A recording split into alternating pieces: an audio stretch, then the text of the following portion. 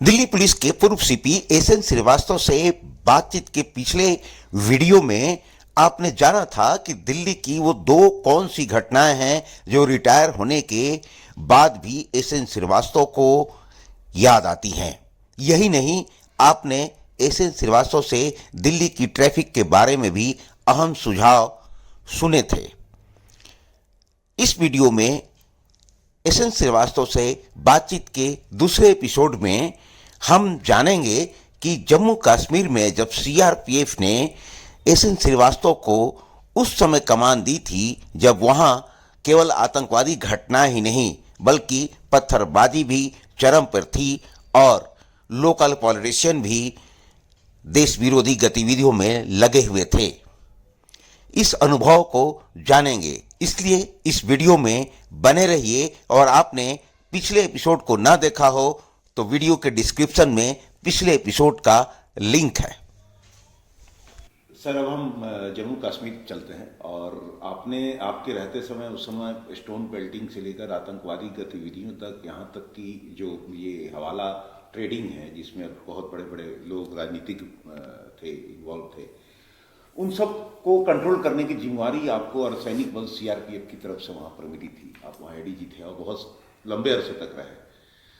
उसका कुछ एक्सपीरियंस ऐसा जो शेयर कर सके कि उस समय क्या माहौल था और किस तरह के आतंकवादी गतिविधियों से सामना होता था? देखिए, हमारे जाते ही उस समय आतंकवाद जम्मू कश्मीर में अप एंड डाउन होता रहता है, कभी बिल्कुल पूर्णतः जाता नहीं है। तो जब मैं गया तो आतंकवाद थोड़ा बढ़ रहा था। मेरे ज्वाइन करने के करीब एक महीने के अंदर ही एक हमारा जो सीआरपीएफ की एक कंपनी कहीं पे फायरिंग प्रैक्टिस करके लौट रही थी। उसके साथ दो और गाड़ियां थीं और सड़कों पे वो जो ऐसे हमारे पुलिस की गाड़ी या एडमिनिस्ट्रेशन गाड़ी के लिए जनरल सेफ्टी के लिए भी आरओपी लगता है, रोड ओपनिंग पार्टी उसको कहते हैं। उसके बावजूद भी उस पर फायरिंग हुई और हमारे 22 जवान मारे गए।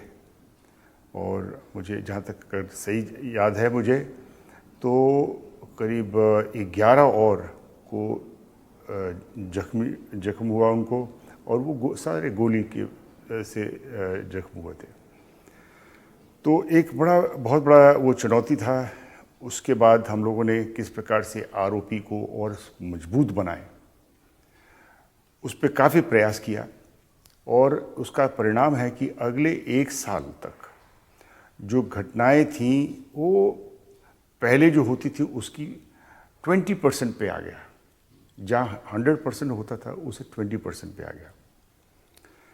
उसके बाद एक वहाँ का आतंकी था बुरहान वानी, उसके जब इस इनकाउंटर में मारा गया तो उसके बाद अगले 3-4 महीने तक वो लॉ एंड ऑर्डर इश्यूज रहीं। तीनों agencies, Jammu Kashmir police, CRPF और आर्मी मिल करके काम करते थे। लॉ एंड ऑर्डर के लिए तो सीआरपीएफ और जम्मू कश्मीर, एंड जहाँ आतंकी घटनाएं होती थी उसमें आर्मी का भी महत्वपूर्ण रोल होता था। तो इससे मिलकर काम किया, अच्छा कोऑर्डिनेशन था। और जब इतने एजेंसीज मिलकर काम करते हैं तो कोऑर्डिनेशन का अच्छा होना बहुत ज़रूरी है। जो हमें मिला, समय समय मिला, एक आध ऐसे चूक भी रहे लेकिन ज़्यादातर हमें मिला। एक जो हमने नोटिस किया कि किस प्रकार से अपने फोर्स जवानों से हम जाके उनको हम हौसला अफजाई करें, उनका क्या व्यू है, कैसे लॉ एंड ऑर्डर को हम बेहतर बना सकें। तो उसके लिए हमें पर्सन मिलना भी बहुत ज़रूरी था। तो मुझे याद है मैं रात को बिना किसी को बताए हुए अपने पूरी सुरक्षा कवच के साथ मैं जाया करता था एक किसी बटालियन में।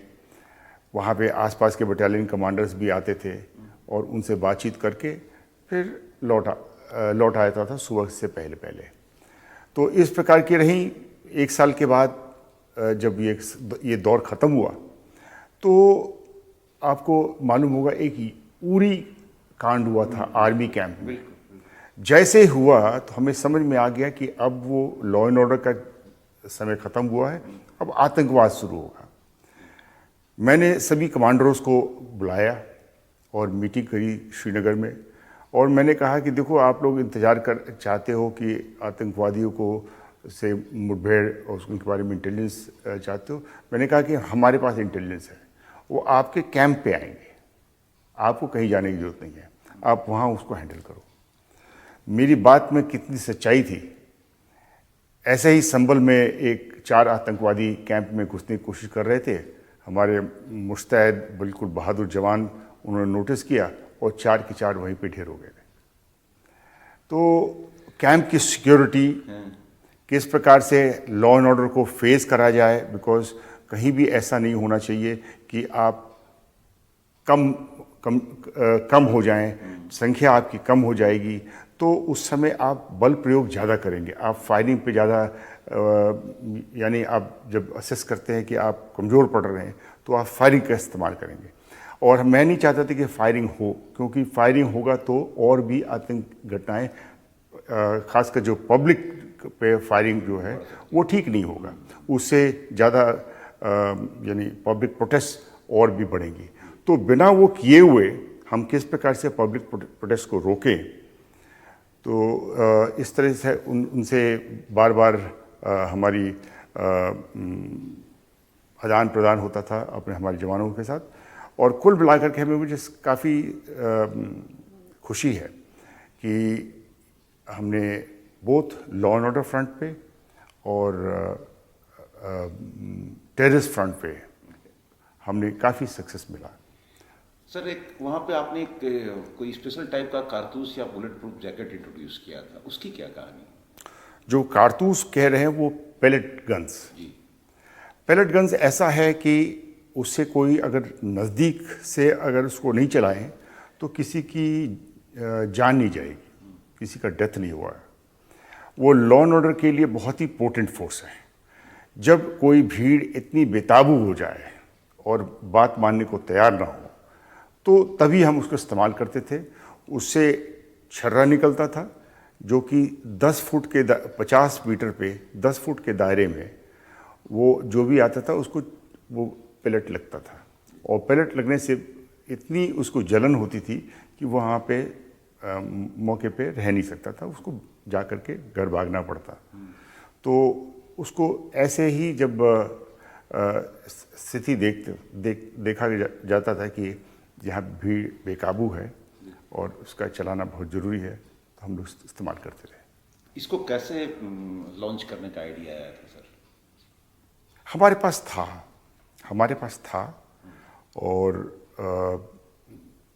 हमने इस्तेमाल किया, स्पेरिंगली इस्तेमाल किया, ज़्यादा नहीं इस्तेमाल किया।